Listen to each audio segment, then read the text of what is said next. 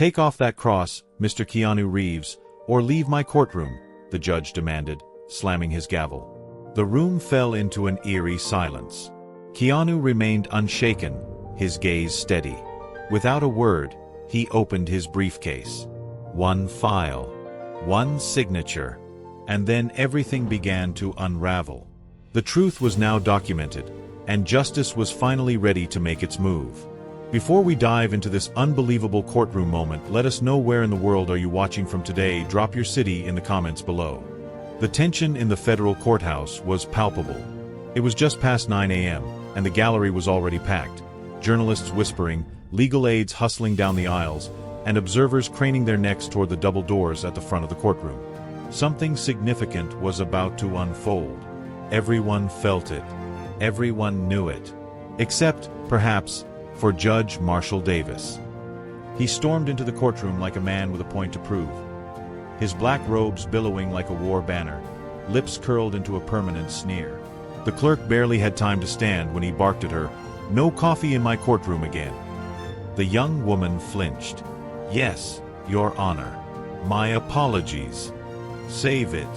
His gaze swept across the room. "And if the defense isn't here in 2 minutes, I'll issue contempt charges. I don't care who they've dragged in as a witness today. This is my court." He slammed into his bench, scowling across the room. The prosecution team straightened nervously in their seats. Even they had learned to tread carefully around Davis, once known for his rigorous rulings and now whispered about for his venomous disdain toward anyone remotely religious or conservative. On paper, the case was simple. Albert Sterling, founder of the Faith and Family Foundation, stood accused of tax evasion. The government argued that the foundation was a shell, while the defense insisted that years of verifiable charitable work proved otherwise. But no one was talking about the case anymore. They were talking about him. The man said to be arriving quietly, without security or fanfare. And then the doors opened. At first, no one noticed. He wasn't flanked by aides or followed by flurries of press. He wore a plain gray jacket over a white shirt and jeans, his hair tied back, and a worn leather satchel in his hand. The only thing that stood out was the silver cross hanging around his neck, glinting briefly in the morning light. A woman in the gallery gasped. A man sat forward, squinting in disbelief. He moved with quiet ease, his expression calm and unreadable. He nodded politely to the bailiff and offered a respectful glance to the court staff. Judge Davis's jaw clenched. The clerk leaned forward, whispering, "Your Honor, the defense's witness has arrived." Davis didn't blink. Instead, he gave a slow, mocking smile. "Oh, isn't that special?" he said loudly enough for the room to hear. "Hollywood has finally come to church." A few uncomfortable chuckles rippled through the gallery. The laughter was uneasy and forced. Davis leaned into his microphone, his eyes fixed on Keanu like a predator sizing up its prey. "Make sure he knows this isn't a movie set. And in my courtroom, his little celebrity status means absolutely nothing." Keanu took his seat behind the defense table, his fingers gently brushing the cross at his neck. He didn't say a word, but the war had already begun. As Keanu Reeves sat down in the crowded federal courtroom, the weight of tension in the air seemed to grow heavier. He made no grand entrance, no sweeping gestures of celebrity. Dressed simply in a white shirt, dark jeans, and a gray jacket, he held nothing but his quiet presence. But it was the silver cross around his neck that drew the most attention. For many in the room, it symbolized more than just jewelry. It was a statement, one that had the room feeling a shift in energy. Judge Davis, fixated on the cross, couldn't hide his disdain, his gaze piercing through Keanu's calm exterior. "Do you believe in God?" the voice echoed. "If you do, type 1 in the comments. Let's see how many of us still carry faith, even when the world tries to silence it." The weight of silence settled over the room as Keanu Reeves took his seat. He moved without a trace of self-importance. There were no sunglasses, no entourage, no dramatic flair. Just a soft presence, as if the chaos of the courthouse parted slightly to let him pass through. His attire was unremarkable, just a white shirt tucked into dark jeans and a gray jacket folded over his arm. But it was the necklace that caught everyone's eye, a slender silver cross resting quietly against his chest. To most, it might have seemed like simple jewelry. But to some in the room, including the judge, it represented something else entirely. Judge Davis narrowed his eyes. He didn't look at the documents in front of him. He looked at that necklace, at that symbol, at that man. The entire gallery had turned to watch Keanu enter, but Davis didn't even try to hide the way his gaze was locked onto the cross, as though it personally offended him. Keanu took a measured step forward as he approached the witness box, his every movement steady and unhurried. Judge Davis, however, was not so composed. Leaning forward, his voice cut through the room like a whip. "Stop." The sudden command froze the room. Keanu halted mid-step, his face remaining as serene as ever. His expression didn't waver, though it was clear that this moment would define the unfolding battle. "Remove it," Davis demanded, his cold eyes fixed on Keanu's cross. The room held its breath. Keanu's gaze briefly flicked down to the silver cross, then back up to the judge. "It's a symbol of my faith, Your Honor," he replied quietly. Judge Davis sneered, his voice rising with venom. "This is a federal courtroom, not Sunday school. I will not allow religious props at the stand." The tension was palpable, with murmurs and uncomfortable shifting in the gallery. Some were uncomfortable with Davis's attack, while others waited, uncertain how Keanu would respond. But Keanu remained unshaken, even as Davis's words grew sharper. As Keanu continued to maintain his calm composure, Davis's insults grew harsher. "You hide behind your God, your faith, like it gives you some moral license to lie for criminals." The accusations flew, but Keanu remained silent, his presence unmovable. "Take it off," Davis demanded again. Keanu didn't flinch. "If his presence offends the court, then it's not me you're afraid of." "It's what I represent," Keanu calmly replied, his words quiet but powerful. The courtroom held its breath, stunned by his defiance. Keanu placed his briefcase on the wooden surface and began pulling out the financial documents. "With the court's permission," he said, his voice steady, "I'd like to submit financial documentation related directly to Mr. Sterling's charitable foundation." He passed the first file to the defense attorney, who moved to pass it to the judge. But Judge Davis wasn't having it. "Irrelevant," Davis barked, slamming his gavel. "This case isn't about charity work. It's about tax evasion." Keanu, unshaken, reached for another file. "Perhaps we can move to more specific transactions," he said calmly, pulling out a second file, this one about offshore wire transfers. Judge Davis, visibly trembling with fury, shot to his feet. His voice cracked as he demanded, "Mr. Reeves, if you are insinuating some kind of conspiracy theory, I warn you, this court will not entertain your little Hollywood screenplay." Keanu raised his gaze, meeting the judge's challenge directly. "I'm not insinuating anything," he responded calmly. "I'm presenting documented facts." As he slid the second file forward, the date and name of the Liberty Foundation caught Davis's eye. For a fleeting moment, his demeanor shifted. Then, he exploded. "This is a setup," he bellowed, slamming his palms on the bench. The gallery held its breath as Davis continued, decrying Keanu's evidence as unverified garbage. Keanu remained unflinching, calmly asserting, "These aren't smears. They're bank records, transfer logs, authorization forms, all legal, all admissible, all traced directly." Davis's fury escalated, his voice shaking with panic. But Keanu was undeterred. He slid another file forward. "This one concerns the Thompson case, a small business owner in Indiana," he explained, detailing a pattern of denied evidence, sealed records, and hidden motives. The courtroom was in an uproar as Davis tried to silence him, but Keanu pressed on, unyielding. Davis's face darkened, veins bulging as he pointed a trembling finger at Keanu. His voice cracked with rage. "You are crossing a line, Mr. Reeves." Keanu interrupted, his tone cool and steady. "No, Your Honor. You crossed it years ago." The room fell into a heavy silence. Keanu's words were full of conviction, carrying the weight of years of injustice. He methodically set down files in front of him, each labeled with names, case numbers, and dates that hinted at a pattern of corruption. "These aren't isolated mistakes," he said, his voice unwavering. They're part of a deliberate pattern. As Keanu continued to present his evidence, the courtroom became increasingly uneasy. Even the prosecution seemed shaken by the depth of the accusations. Judge Davis's voice cracked in desperation, accusing Keanu of trying to lecture him on justice. Keanu, ever calm, met his gaze. "No," he said quietly. "It reminds me to stand when others are crushed." His words were sharp, piercing, and direct. The judge, hand hovering over the gavel, trembled, unable to strike it down. The room was silent, the air heavy with anticipation. Keanu had made his stand. "Perhaps we should move to March 15th. Davis flinched, and Keanu, with a measured calm, reached into his briefcase and pulled out one final file. Thin and unassuming, but marked in bold, precise letters, Liberty Foundation Internal Records. He placed it gently in front of him.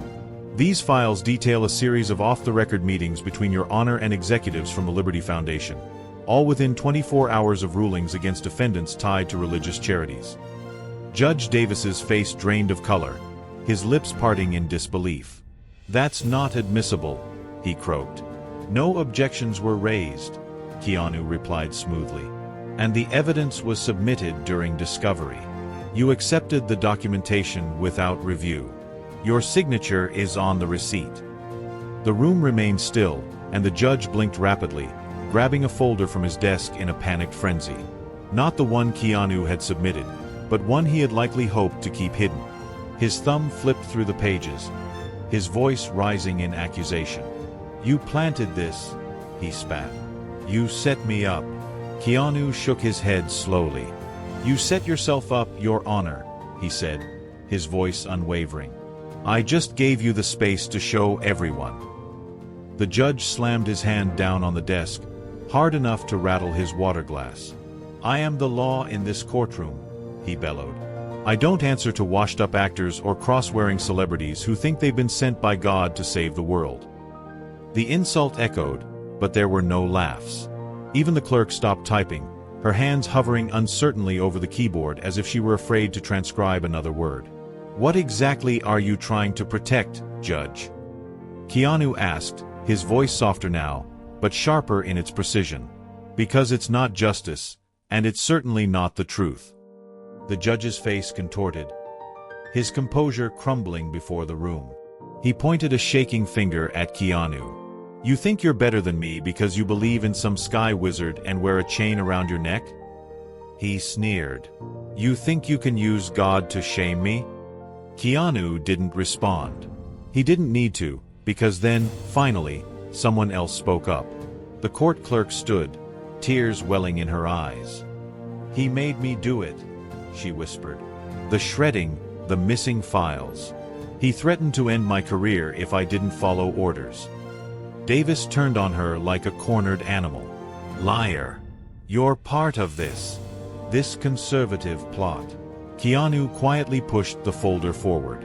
One document sat on top, a scanned signature, Judge Davis's, linked directly to a Cayman Islands account, connected to the Liberty Foundation, connected to everything.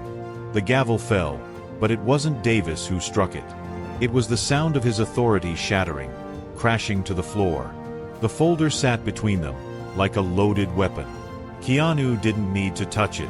The signature was clear, exposed under the courtroom lights, undeniable.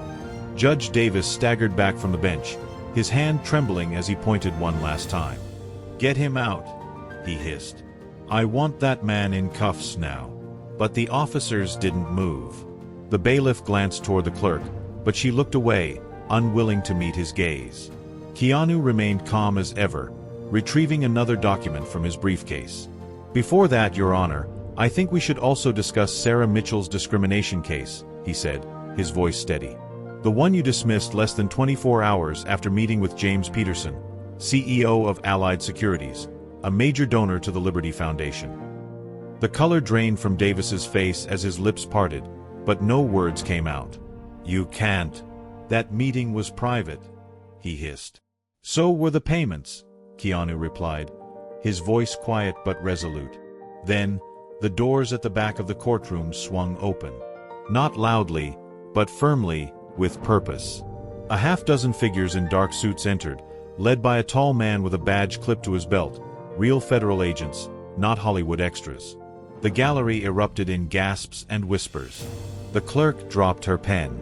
The lead agent stepped forward, his voice calm but firm. "This courtroom is now under federal investigation," he announced.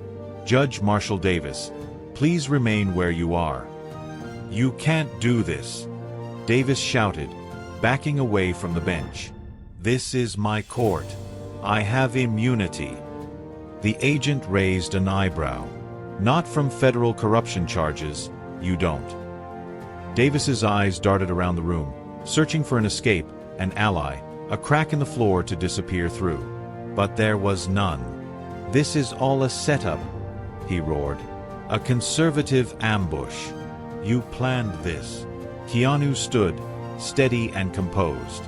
"No, Your Honor," he said quietly. "You planned this with every ruling, every sealed record, every backdoor deal. We just gave you the rope."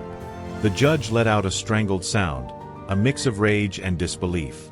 As the agents moved in to surround the bench, he made one final lunge, arms outstretched toward the damning folder. But the lead agent intercepted him mid-step, gripping his wrist firmly. "Enough."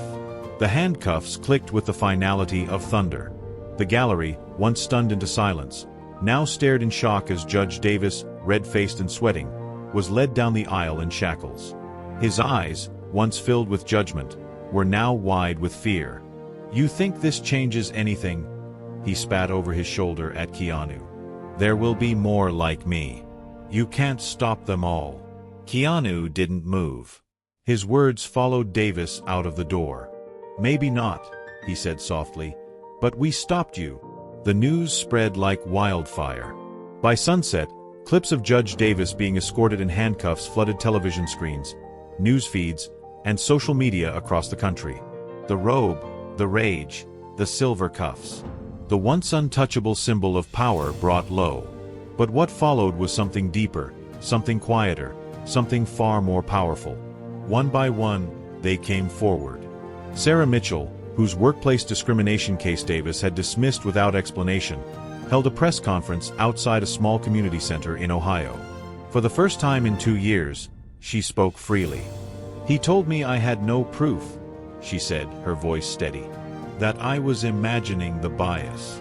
But I wasn't. And now we all know why he didn't want the evidence to be heard." Next came Mrs. Anderson's daughter, who had begged the court to let her elderly mother testify about the source of her life savings before they were stripped away by a corporate lawsuit. Davis had refused to hear the testimony. "She died thinking the system had failed her," the daughter whispered, standing outside the courthouse steps. "Today, I think she's finally been heard." From small towns to big cities, a wave of testimonies poured in. People once dismissed, buried, or silenced, their stories no longer needed to shout. The truth had been unlocked. And through it all, Keanu Reeves remained quiet. He didn't sit for interviews. He didn't tweet. He didn't hold a press conference. Instead, he worked behind the scenes, connecting victims with legal aid, meeting with grassroots justice groups, helping pro bono lawyers organize retrials for the wrongly judged. The same humility he carried into the courtroom, he now used to lift others up. Late one afternoon, he visited a quiet church in Indiana, the same one that had tried to testify on behalf of Mr. Thompson, the small business owner Davis had financially destroyed. The congregation welcomed him with quiet nods and open hands. He lit a candle at the front. No cameras, no audience, just him and the cross still hanging around his neck. In the flickering glow, an older man approached slowly. He wore worn boots and had ink stains on his palms from years running a small print shop. "I thought men like him couldn't be touched," the man said softly. Keanu turned to him. "They can," he replied. "But only if someone's willing to speak and someone's willing to listen." The man nodded, then quietly said, "Thank you." Keanu shook his head. "Don't thank me," he said, his gaze drifting to the flame. "Thank the truth. It's been waiting a long time to be heard." Outside, the world continued spinning. The courtroom was still filled with injustice. But now, there was something new. Courage to face it. A year had passed. The courtroom where it all happened was now quiet. Sunlight filtered through dust-speckled windows. The gavel that once slammed in fury had been locked away as evidence. The bench was now occupied by a new judge. Measured, fair, cautious with words. But Keanu Reeves wasn't there to witness it. Instead, he stood on the back lawn of a modest community center in Milwaukee. Children laughed inside, their voices spilling out as they played with art supplies and crayons. Their mothers gathered in folding chairs, sipping coffee and sharing stories. Many had once faced eviction, discrimination, and silence. Now, they were organizing, helping others. At the edge of the lawn, beneath the shade of a maple tree, Keanu stood alone. He wore the same white shirt, the same gray jacket, and, as always, the silver cross. It hung steady against his chest. Still simple, still quiet. "You ever think it's all too much?" a voice asked beside him. It was Albert Sterling, the man whose case had sparked it all. He no longer looked burdened by stress or fear. He looked rested, lighter. Keanu smiled faintly. "Every day," he said. Sterling nodded slowly, folding his arms. "You didn't have to do what you did. Not really. You had no legal obligation to testify. No personal gain." Keanu gazed out at the children, watching them run and laugh. "Maybe not," he replied. "But sometimes, doing the right thing has nothing to do with obligation." A breeze passed, rustling the leaves above them, and everything seemed to settle. Keanu spoke again, his voice soft but steady. "It has everything to do with what you can't ignore." They stood in silence for a while, no noise but the wind and the distant sound of children playing. "You know," Sterling said quietly, "you never took that cross off. Not once. Even when Davis demanded it." Keanu glanced down at the pendant, his fingers curling around it. "I thought it was a symbol of weakness," he said. "But it wasn't." "No," Sterling agreed. "It was a reminder." Keanu nodded slowly. "That truth doesn't raise its voice. It doesn't need a title, a robe, or a microphone. It just waits patiently until someone's willing to carry it into the light." Sterling looked at him for a long moment, then smiled. "That's exactly what you did." Keanu gave a faint smile. "Then maybe I was meant to." A bell rang in the distance. Sterling turned to head back toward the building, leaving Keanu under the maple tree. Keanu stayed for a moment longer. The wind shifted, and the cross swayed gently against his chest, catching a glint of golden light. It didn't scream. It didn't shine. It just hung there, quietly, steady. A symbol not of perfection, but of persistence. A small, steady voice, whispering that even when the world breaks and the powerful abuse their thrones, there is still justice. And there are still those brave enough to wear it around their neck. Keanu Reeves' story isn't just about exposing a corrupt judge. It's a powerful reminder that justice begins with the courage to stand for the truth, even when mocked, threatened, and humiliated. He held firm to his faith, his integrity, and the quiet belief that truth doesn't need to shout. It just needs someone brave enough to carry it into the light. In a world where power often drowns out principle, his calm defiance became a beacon for the unheard.